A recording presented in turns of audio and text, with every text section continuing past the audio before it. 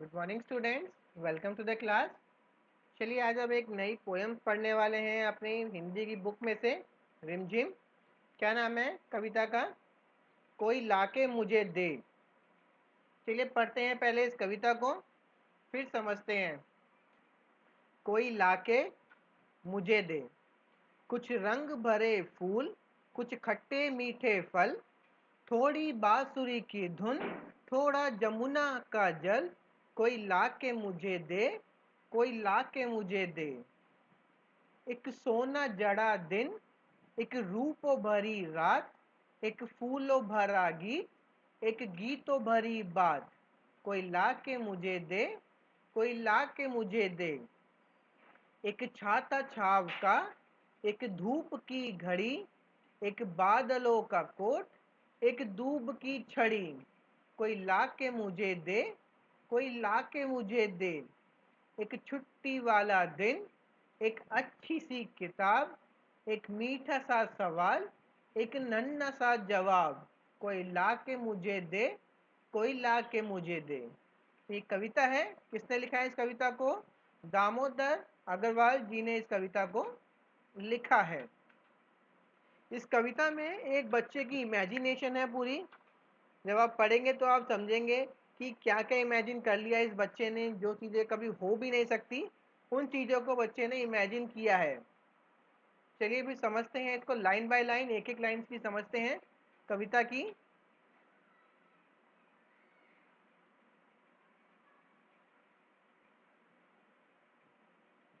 एक रंग भरे फूल, कुछ रंग भरे फूल। बच्चा क्या मांग रहा है? कोई मुझे रंग भरे फूल लाके दे दे। मतलब ऐसे फूल जो कि बहुत ज़्यादा सुंदर हो, बहुत ज़्यादा रंग बिरंगे हों। आप सभी को पता है फूल कैसे होते हैं, रंग बिरंगे होते हैं फूल, अलग अलग तरह के फूल होते हैं बिल्कुल। तो बच्चा वही फूल मांग रहा है। कुछ मीठे खट्टे फल, कुछ खट्टे मीठे फल। और किस तरह के फल भी चाहिए उसे? खट्टे मीठे वो फल चाहता है। आप भी सभी फल खाते होंगे, तो फल किस तरह के होते हैं? खट्टे होते हैं या मीठे होते हैं? दो ही तरह के फल होते हैं, कड़वे तो नहीं होते, नमकीन भी नहीं होते। फल खट्टे और मीठे होते हैं। तो वो इन दोनों का एक अच्छा सा मिश्रण चाहता है कि ऐसे फल जिनको खाने पे मीठे भी लगे, कुछ खट्टे भी हों। थोड़ी बांसुरी की धुन। बांसुरी क्या होती है? आप सभी ने पता है बांसुरी क्या होती है। चलिए मैं दिखाता हूँ आपको। देखिए सामने ये है बांसुरी, आप सबने देखी भी होगी। ठीक है, तो बच्चा क्या कहता है? कोई लाके मुझे दे बांसुरी की धुन।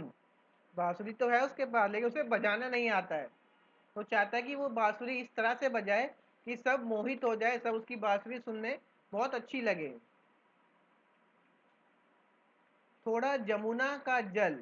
और क्या चाहता है वो? जमुना का जल चाहिए उसे। अब जमुना कौन है? जमुना है यमुना रिवर, यमुना नदी। आप सबने देखी होगी दिल्ली में भी बहती है यमुना रिवर, आगरा, इन सब जगहों से बहती हुई जाती है। तो बच्चा इस नदी का पानी मांग रहा है।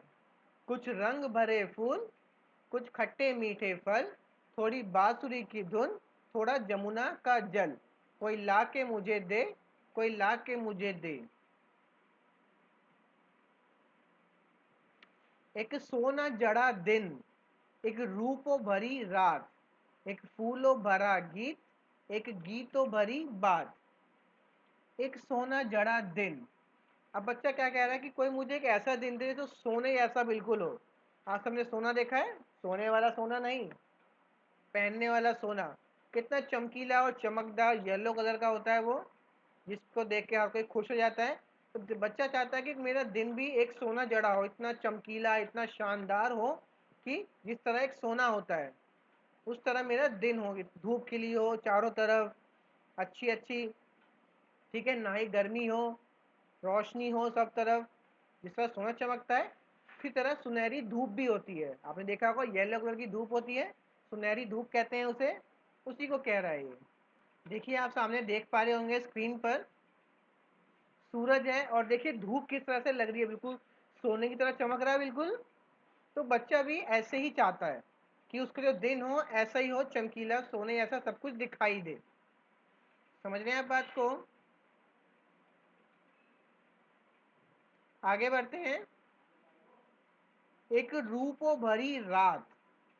कि दिन तो सोने जैसा हो चमकीला, और रात कैसी हो, रूप भरी, मतलब बहुत ही ज्यादा सुंदर रात हो। रात सुंदर कैसी होती है? आसमान में तारे हो, बादल हो, चांद भी चमक रहा हो। ठीक है, ऐसी रूपो भरी रात चाहिए उसे। मैं दिखाता हूँ कैसी हो सकती है रूपो भरी रात। देखिए, रूपो भरी रात कैसी चाहता है कि आसमान में चांद निकला हो, तारे चमक रहे हो, बादल भी हो, और हल्की हल्की रोशनी हो, ठंडक हो। ये रूपो भरी रात है जो बच्चा चाहता है। आप देख सकते हैं सामने स्क्रीन पर भी। ठीक है, चांद तारे हो, बिल्कुल आसमान साफ हो, ठंडी ठंडी हवाएं चल रही हो, इस तरह की रात वो चाहता है। और दिन कैसा चाहता है वो? दिन चाहता है सुनहरा, बिल्कुल। एक फूलों भरा गीत। फूलों भरा गीत मतलब फूल कैसे होते हैं? बिल्कुल मुस्कुराते हुए, खुशी के प्रतीक, सुगंधित। इसी तरह का वो क्या था कि कोई ऐसा गीत मुझे लाके सुनाए।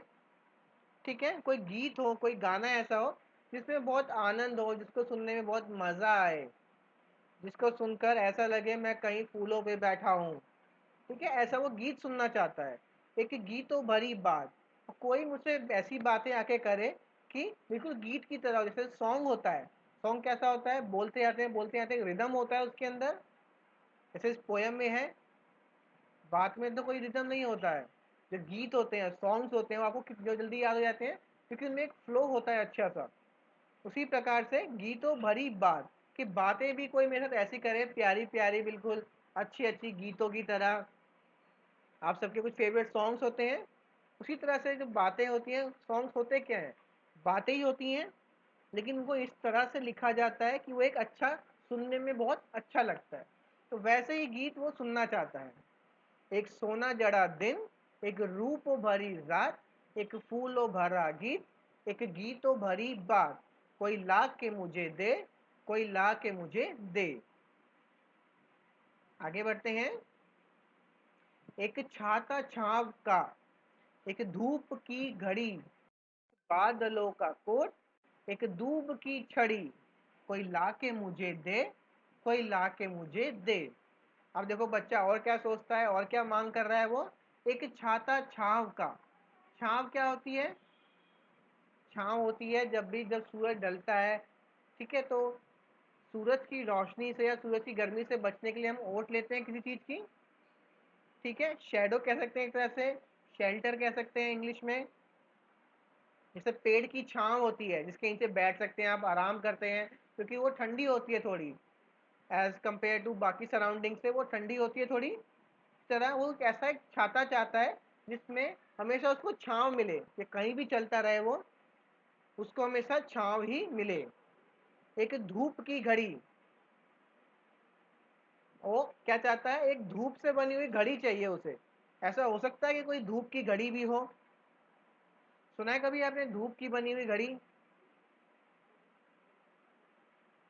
ठीक है, धूप की घड़ी कैसी हो सकती है? जैसे कि आपने देखा होगा जंतर मंतर अगर आपने देखा है, तो पहले के टाइम में वो घड़ी की तरह इस्तेमाल किया जाता था। सूरज की रोशनी जब उस पर पड़ती थी तो वो अलग अलग अपनी डायरेक्शन, उसकी शैडो बदलती थी, तो उससे टाइम का अंदाजा लगाया जाता था। शायद ये कुछ ऐसे ही घड़ी मांग रहा हो।